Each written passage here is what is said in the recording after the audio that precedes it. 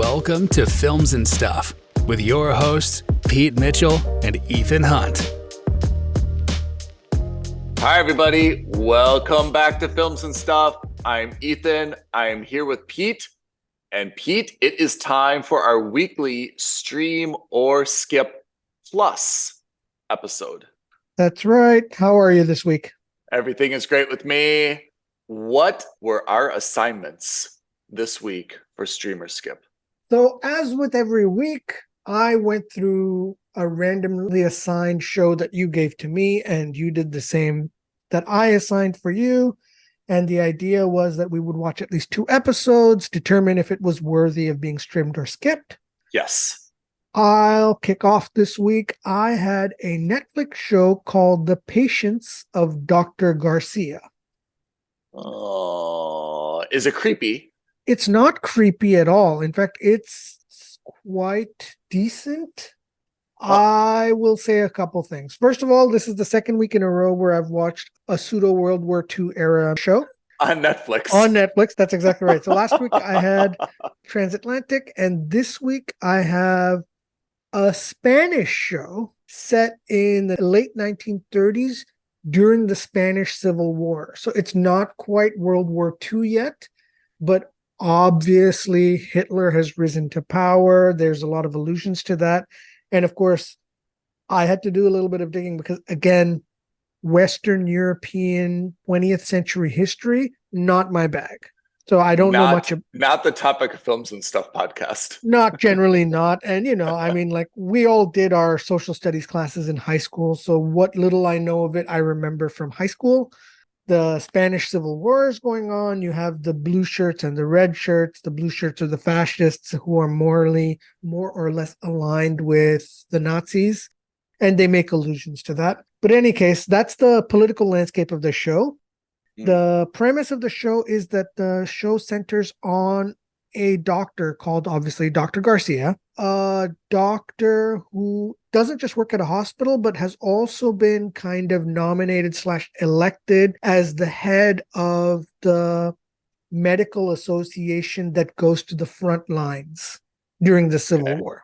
And it's the first time this position's ever been created. And so like his normal day job is he starts the day at the hospital where he's treating patients. And then in the afternoon, he and a group of medical interns and students go to the front lines and treat patients there. Oh, man. Yeah. So it's pretty... Is it bloody? Yeah, it's pretty graphic. So it's not bloody like gory for the sake of being gory. But, they don't shy away from the fact that somebody has died, that there's blood, and that he does blood transfusions, that kind of stuff. And of course, you find out that his neighbor who lives across the hall from him is a dedicated blue shirt. He's a red shirt. They have conflicts, but because she's very young and attractive and they've known each other since children, they obviously hook up. It's Crips and the Bloods, the original Crips and the Bloods. Correct. And this is a European show, so they're very liberal about the nudity and the sex. All right. It's something you wouldn't expect to see on Netflix. That's not really Netflix's thing. That's something more like Showtime or HBO. So I was a bit surprised by that. Production values, I thought, of the show were pretty good. The show looks seriously good. Cars are era appropriate. The sets and the clothes are era appropriate. From what I understand, like the way of speaking and the language is also supposed to be era appropriate. But of course, I had subtitles on. My Spanish is okay, but not good enough for me to hear a TV show in Spanish. Mm-hmm.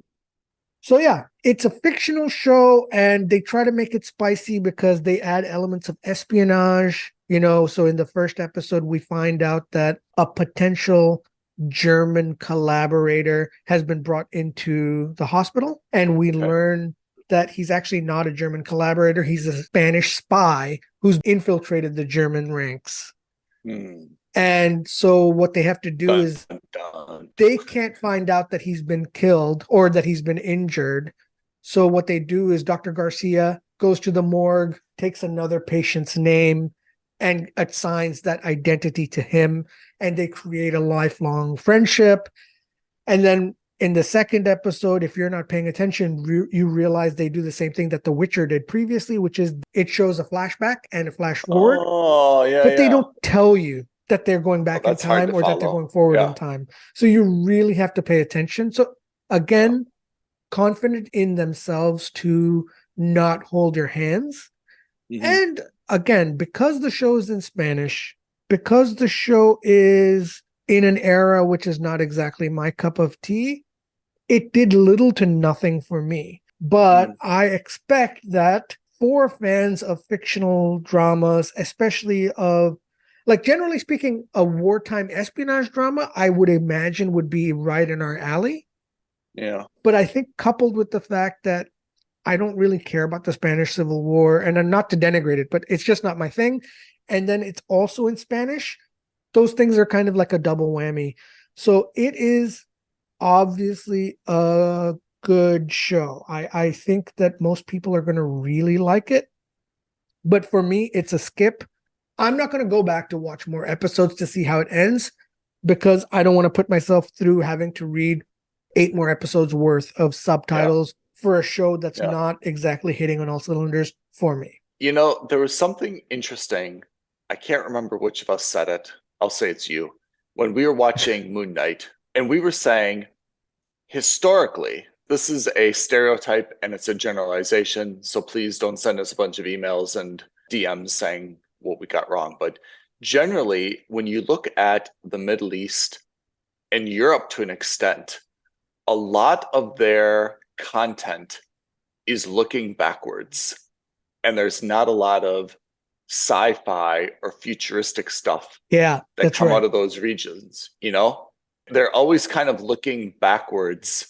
I don't mean backwards as a negative way, but they are. They're looking into the past, drawing inspiration for some very creative shows.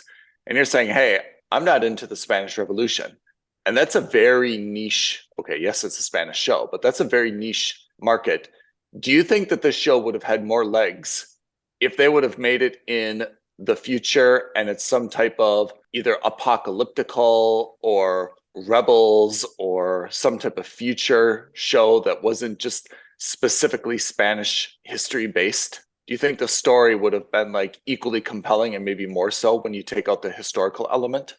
I mean, as a fan of sci-fi, I certainly would have found that to be more appealing. Like, it could still have been Germany versus Spain and a civil war in Spain.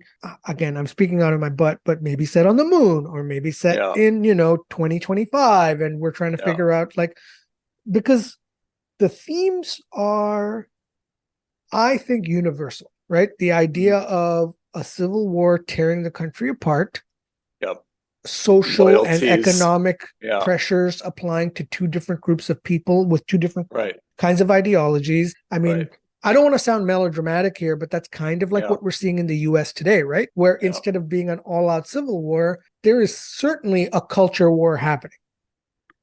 And whatever side of the spectrum you fall on, that's fine. This is not a critique of that. But I think that anyone with 2 eyes could recognize that even in an advanced, quote unquote, first world country, these things happen. And then the idea of, an espionage mission that goes awry and you have to hide that identity and the problems that come up with that. That's a very appealing concept, right? Or at least that's a very dramatic televisual concept. So that is The Patience of Dr. Garcia. The Patience, but patience like the people patience, not exactly. Not patience as in, although to be fair, it's probably worded that way for that reason. You do see him exhibit a lot of patience. On his patience. Exactly. Okay. So that's Netflix, The Patience of Dr. Garcia. Pete gives it a skip. I had something very, very interesting on Amazon Prime. It's called Dead Ringers, starring Rachel Weisz. Yep. Before I get into the show, which I'm not sure what I'm going to rate it yet, it's interesting to note a few things. One, this miniseries is based on a movie, 1988, starring Jeremy Irons. Wow. And directed by Cronenberg, David Cronenberg. That film itself was based on a novel that was called Twins. And that novel was based on a real life story of identical twins, but they were males that lived in Toronto.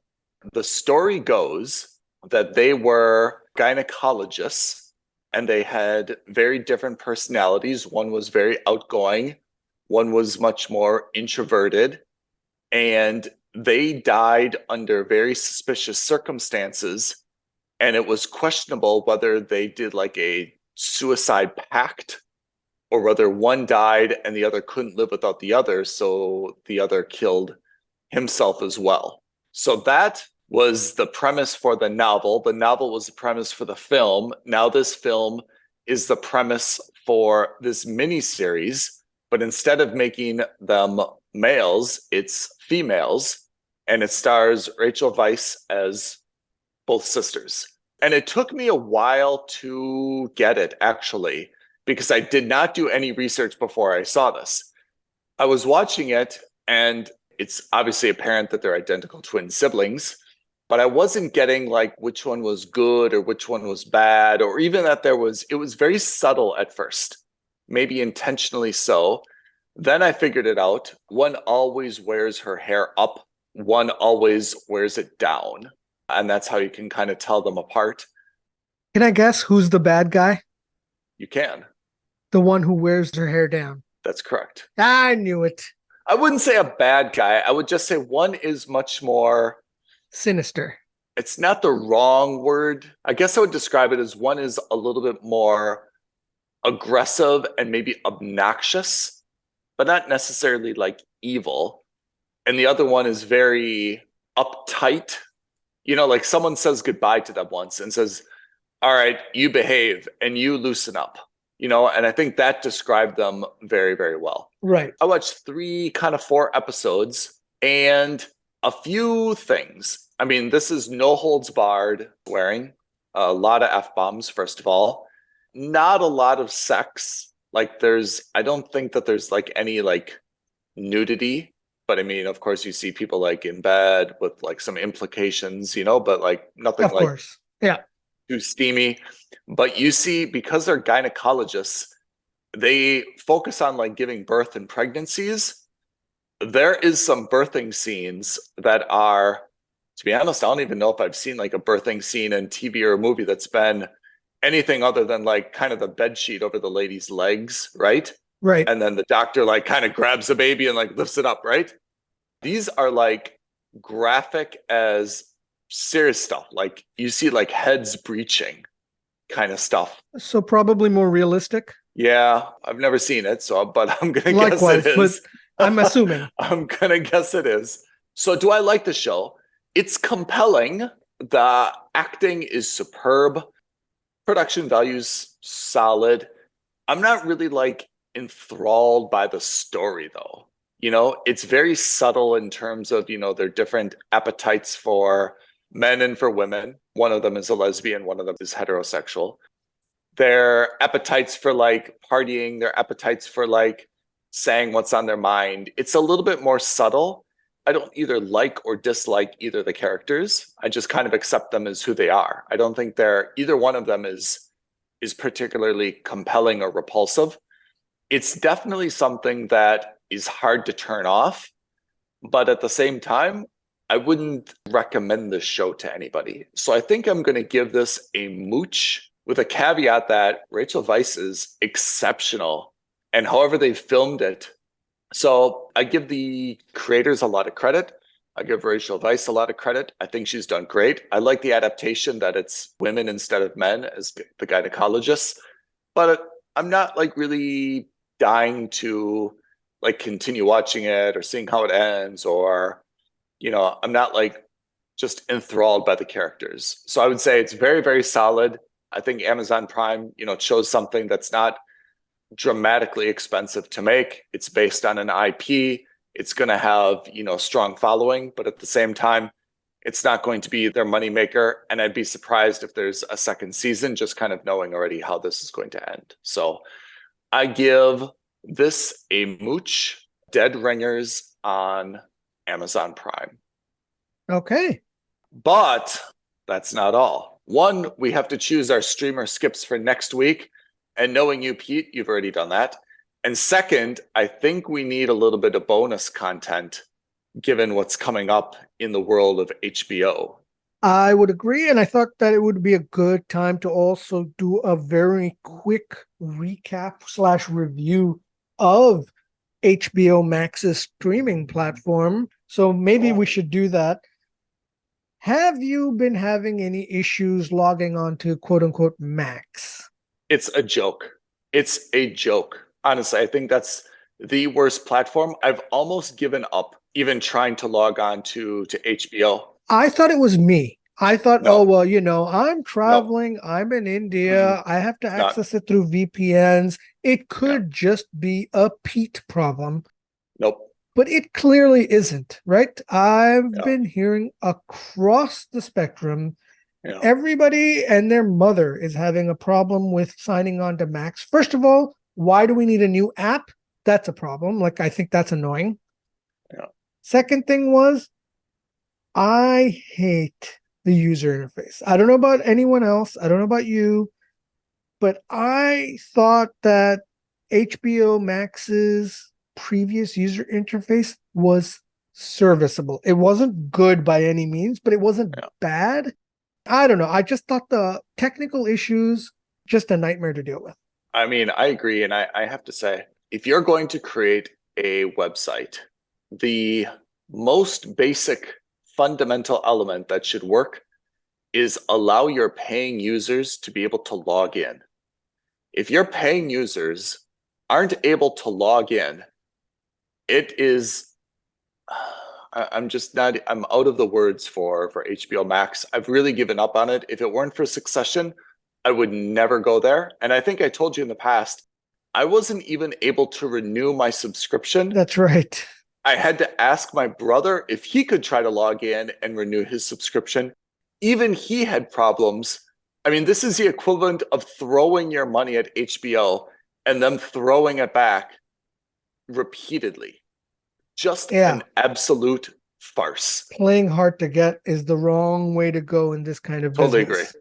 I have no interest in, and it's really a shame because I think that content-wise, I've always considered HBO to be, and you and I have done this last year. Yeah. HBO has the highest batting average. The quality per show they have is really exceptional. Their content people are not the problem, but whichever IT dude they've put in charge of this website is just failing. Yeah. Really sorry to say it. No other explanation. If you can't log in, if you can't renew, these are basic things. I even once tried to, like most websites, you're able to like click on that thing that says, don't send me marketing materials and spam. Yeah. And they're usually pretty easy to find. The HBO one is impossible to find. Impossible to find. In fact, all their links are circular. You click on something, it takes you to a new page. It says, do you want to unsubscribe? Yes. You click on unsubscribe, it takes you to a new page. We've got to read a bunch of stuff and scroll down. It's like almost intentionally a labyrinth. I've had it with HBO. Yeah, so any email I get from HBO goes straight to spam at the moment as it is. I haven't even bothered dealing with it on an HBO side. I don't know. I just, I could kind of expect or understand this for example, for a company like Sony, because these guys aren't traditionally in the business of streaming platforms. They're not media conglomerates. Sony is now, of course, don't get me wrong, Sony is, but that's why Sony doesn't have its own streaming platform. But if it did, I would understand that if they had their teething problems. Warner Brothers, Discovery, these guys have been around for decades, right? That's your business. This is their bread and butter. They're not a tech company that's foraying into media for a lark. All they do is media. All they do is telecommunications. I mean, they were owned by AT&T. They have to be able to know how to do these things. I mean, come on. We're in the year 2023. Maybe in the early 90s, if your website didn't work, there's some justification for that. Honestly, even if you're an iron ore mining company that doesn't employ a single IT person, Yeah. In this day and age, it's inexcusable for a multi-billion-dollar company or even a company with $100,000 to be able to have a workable website. It is malpractice. Yeah. I mean, look at the Films and Stuff website. It's working fine. You can click on links. You can listen to our episodes. Hint, hint, you should listen to our episodes. But the Indeed. point is that we are not IT professionals. We are not social media experts. We're not content creators on the same scale as Warner Brothers and HBO and Discovery. We don't have a multi-million-dollar budget, and our website is not our sole generator of income. Like Yeah. if HBO is not focused on their website, I don't know. It's mind-boggling that either someone does not understand this is a problem or someone doesn't care enough to fix it, because this should not be something that is like needs this dramatic overhaul. Being able to log in, renew your subscription is really the most basic. But you know what? This could be, and maybe this is me being meta now. Let's segue into Succession. This could be an elaborate marketing stunt where HBO is pretending to be Gojo with Lucas Matson in Succession, right? Where they're pretending to do all these crazy, stupid things to try to sink some kind of merger with Waystar. Interesting conspiracy theory. I give you a lot of credit for thinking that way. And if anyone is sincerely trying to sabotage their website for this purpose, my hat's off to them for thinking big. That leads us into Succession, which you and I have watched for 3.9 seasons. That means that there's only one episode left. That's right. The not just season finale, the series finale. The stakes could not be higher, I would say. If we've looked at historically, and now that I think about this, maybe we should do a whole separate episode on, series finales. But there are some iconic series finales. Sopranos, which some people are still not forgiven. Better Call Saul, which was quite good. Of course, there was Breaking Bad, which was quite good. Yeah. My personal favorite, and I hope I don't cry while I start to think about this, The Americans, the best series finale in the history of television. Right. Oh, Mad Men, exceptional. The series finale is, well, we could go badly and say Game of Thrones, which kind of was pushed there's together. A couple of really terrible ones, of course. Dexter was horrible. Game of Thrones, of course, was so bad that it almost negated 10 seasons of content or 8 seasons of content behind it. But yeah, we are one episode away from figuring out who wins the Game of Thrones in Manhattan. Yeah, the Waystar Game of Thrones. Who do you think's going to be the winner out of the 3? I'm going to, first of all, push back on your question. I don't think there's going to be a neat ending. Okay. I don't think this is going to be wrapped up as clear as Breaking Bad or Better Call Saul. I think this is more going to be you interpret it kind of Sopranos style endings. Oh, boo. I don't think it's going to be fade to black, but I don't think it's going to be something's going to happen, and Kendall or Shiv is just going to walk away with it, and then you're going to see like everyone's sad faces, and that's going to be the end of it. I think it's going to be a little bit more ambiguous, because that's the nature of the show, is that there's no one winner, that it shows that no one really gets what they want because no one's really earned, what they want, and no one's really qualified for what they want. I would expect that it's going to be a little bit of a messy ending. Let me hear what you have to say first. So I think that's interesting that you say that no one's qualified. I think the last 2 seasons, this season and the season before, have actually shown us that the kids are, with the exception of Shiv, because I think Shiv showed her competence the best in the first season when she wasn't working for Waystar, when she was working as kind of like a political strategist. Yeah. I actually think last season focused a lot on how good Roman was as like not just a savvy guy, but as in just like, if I had to practical. say it, I think he was a really good COO, right? I think he actually got stuff done. And I think this season has shown us very much that Kendall is pretty good at maybe the soft aspect of the business, maybe not so much the numbers. Obviously, he understands the numbers. He pulled out that presentation out of his ass. He pulled out the funeral speech, out of his ass. Yeah. When the tough get going, he kind of gets on it and gets to cross the finish line and leaves people feeling comforted. He shows up to every game, right? Yeah. Like Roman, you're never really sure if you can count on him to be your starting quarterback or your star player. Shiv, I find, is just repugnant. I'll get to her in a minute.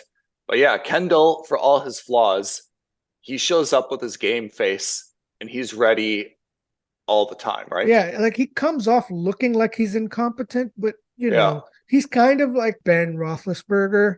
Oh, a lot of off-field troubles. Like the reference. When he was on the turf, he was throwing touchdowns. He was getting them across the finish line. After 4 seasons, who do you like more? Who do you like less? Just as characters. Okay, so I'm going to separate that by saying, of the siblings, I don't count Connor as one of the siblings, even though he obviously is. I really like him, but I also like him because he was one of the only siblings who's not really tainted by the business, if that makes sense. Like, he's got a lot of his own problems, certainly, and he's got a lot of family problems, but none of it stems from the fact that he's ever really in contention to take over, and I think he's accepted that. I kind of discount him. Of the 3, I probably like Kendall the most. I dislike Shiv the most. I mean, I cannot get this whole arc of her getting pregnant doesn't do anything for me. If anything, it actually makes her like her even less.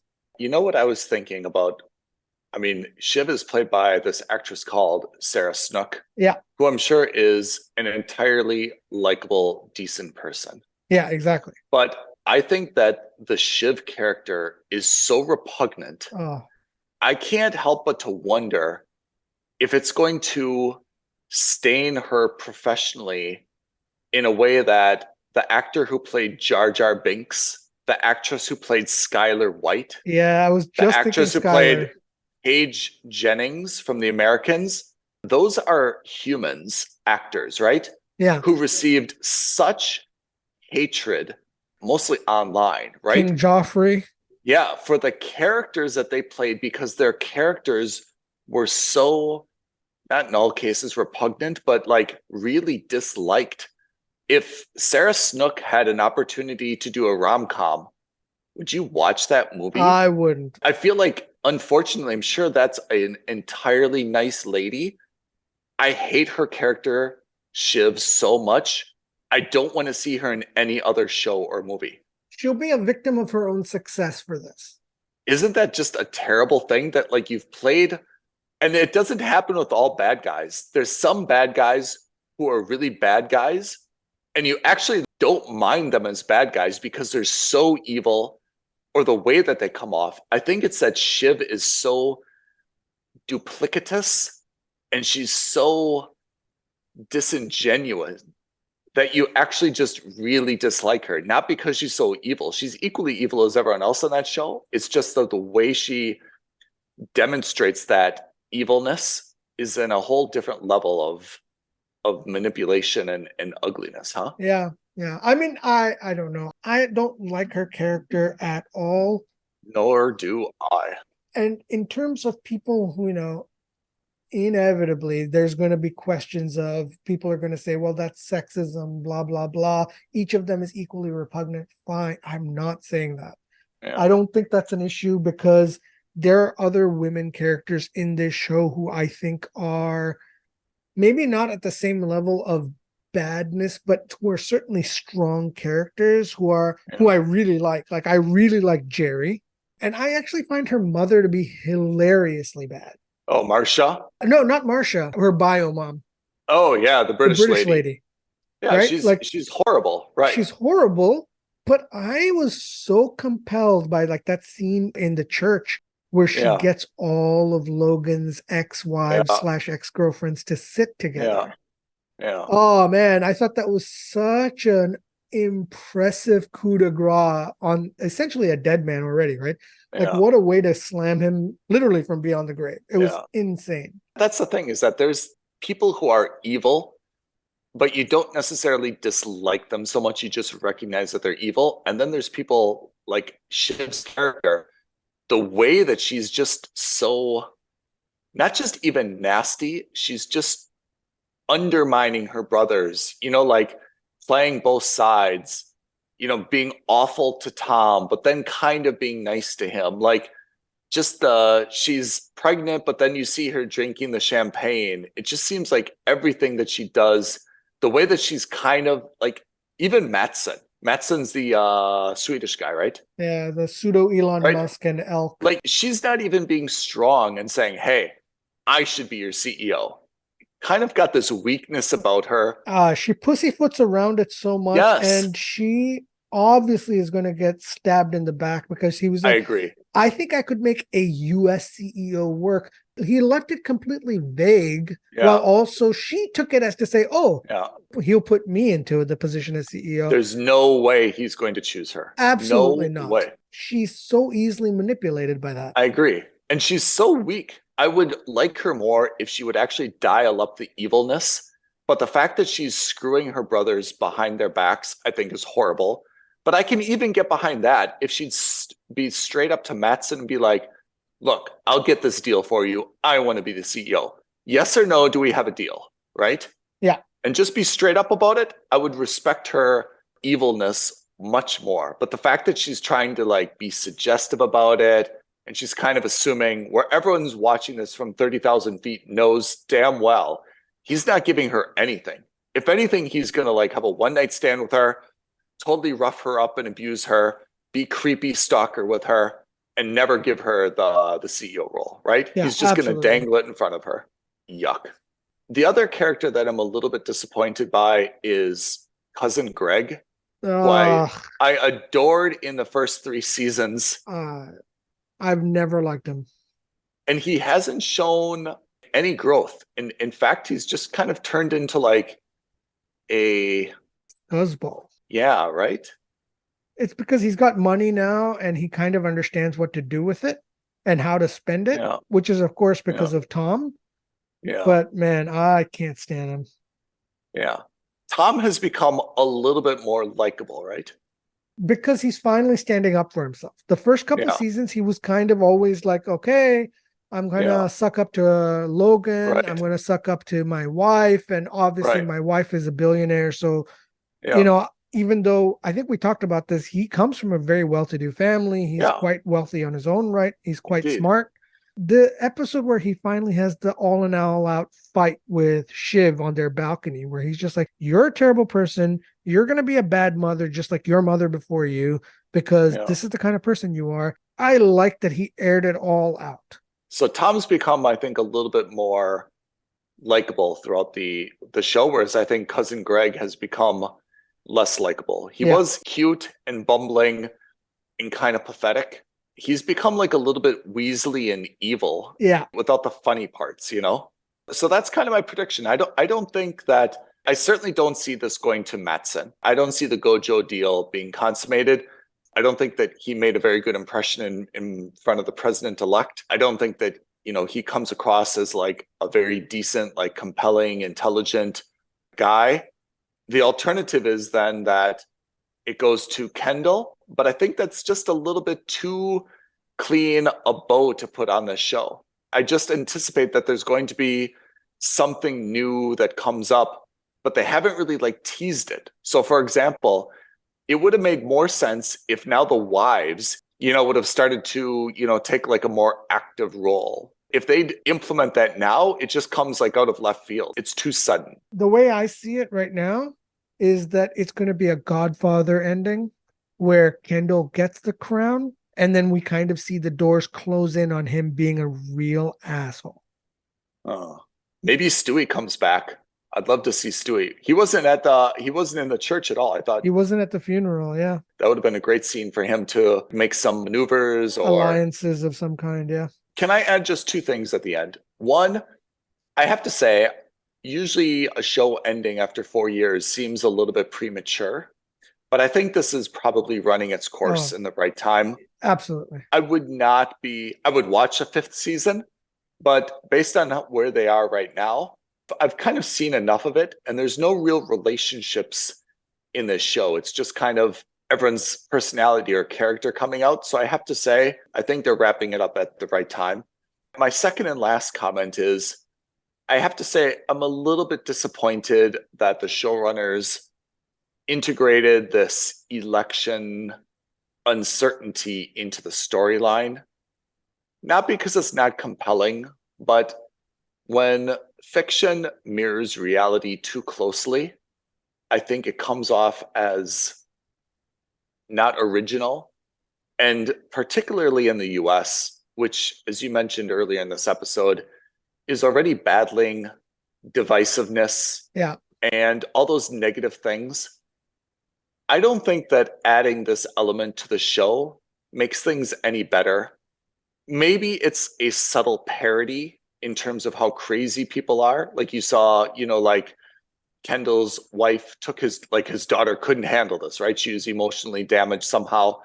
Maybe he's like subtly calling her a snowflake and trying to poke fun at like how easily people are emotionally damaged or injured, by news events right now. Maybe that's the intention, but to me, it just seems to kind of justify all the nonsense that we see. And I'd really prefer that they kind of had kept that out of the storyline, because there's enough storylines right now to add a presidential election to what's essentially a capitalistic plot. So I agree with you that it could come off poorly because ultimately a lot is riding on this, right? I think that Succession has done a good job of kind of depicting this as I don't want to say a satire, but kind of like a reflection on what's happening in real life. Mm. But I am with you in the sense that there's already enough going on just within the company that they don't need to add the external real life allusions to what happened in the US. I don't think that's necessary whatsoever. I also think that, they could have done it with references, because like throughout the entire 4 seasons, we've all understood that the reference was that Waystar, the ACN was effectively Fox News, right? Yeah. It was kind of implied and it was understood.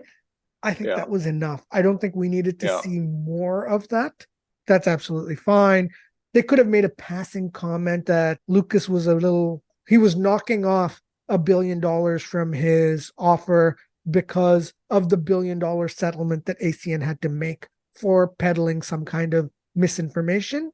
Yeah. That would have been enough. Yeah. Just a little bit of a nudge about what happened in real life, but without having to go into the actual whole election night drama. Look, again, I don't think they've done a bad job with depicting it. I just, generally speaking, I agree with you. This is how you keep shows evergreen, is by not linking it to current events. That's right. I think 20 years from now, if I want to sit down and watch all 4 seasons of Succession, will it hit the same way? I doubt it. Yeah. I think seasons 1, 2, and 3 would. And then season 4 seems to be falling a little bit flat. But since this is the finale season and we're seeing the finale tonight, it hits all the more awkwardly, right? Generally speaking, I'm a fan of the type of comedy, the type of drama that's loosely based on a true story or, refers to something, but isn't explicit about it, because that really prevents the enjoyment of the show on a long-term basis. I agree. I was just going to say, this season's been a little bit unique. At least 2 of its episodes, the episode where Logan passed and the episode where Tom and Shiv had their big throwdown, have really veered into like dramatic context. Yes. And away from whether the show is supposed to be a comedy or a satire or something in the middle. It was never intended to be a serious Drama. stage theatrical drama, right? Agreed. Critically, those 2 episodes have received a lot of credit, and rightfully so. They're very dramatic and well done. But that's not really what the show was about, right? The show is billions. It's about excess. It's about not vulgarity, but impunity to your actions and stuff. And those 2 episodes, I think, really shifted the tone, which isn't necessarily bad, but it just demonstrates that I think the season's gone. It hasn't been as consistent in terms of, the tone that it's been setting. Oh, I just thought about it. You know what Kendall's downfall could be? The kid murder? who died at the wedding. Yeah. We'll see. I don't know if they were going to go back so far to see if they bring it back, but that would be the way to do it. There's a lot of logic that the Roy family maintains control. Kendall is the CEO. And then, basically he has to reap everything that he's sown, right? So it's going to come back that he was implicated in the overdose of this kid, that, all the things he said about Life Plus, right? He gave a great speech, but basically he gave like totally unjustifiable numbers and manipulated, his father's voice. Suddenly there's going to be like this whole bath of hot water allegations surrounding him. It's going to be like, well, congratulations. You got what you wanted. Now you don't actually get to enjoy it. You're going to spend the next couple of years, defending yourself and trying to, stave off everyone else that wants to overthrow you. You've got a board that doesn't particularly want you or respect you. It could be a situation like that, which is, yes, you won, but what you won is not something that you're actually going to enjoy having. Yeah, exactly. Okay. That was Stream or Skip Plus. Oh, wait, let's talk about what we're watching next week. Yeah, back it up. So next week, you're going to be on Netflix and you'll be watching a show called The Watcher. The Watcher? Yep. I will be on Apple TV watching Dear Edward. Oh, hardcore drama. I understand that The Watcher is a thriller. Oh. And Dear Edward is probably either a thriller or a drama, because that's kind of the forte that Apple TV's excelling in right now. So stay tuned next week. We've got 2 new shows, Apple TV Plus and Netflix. This week we had Amazon Prime and Netflix. Plus we talked about Succession on HBO Max, which has a terrible platform. If you've got more shows that you'd like us to review for you, reach out to us, tweet at us at F&S Podcast, DM us on Instagram at Films and Stuff Podcast, send us an email, aloha@filmsandstuffpodcast.com, or the easiest thing you can do is like this video, subscribe to our channel, and leave a comment below telling us what you'd like us to do. Any of those things would really help us out. We like the likes. Everyone, thank you for joining. Pete, thank you as always for your contributions, and we will catch you all next week on the Films and Stuff Podcast. Thanks, Ethan. Thanks, everyone. Bye now. Thank you for listening to another episode of Films and Stuff. If you haven't already, please subscribe and review on Apple Podcasts, Spotify, or wherever podcasts are downloaded. Films and Stuff. There is no substitute.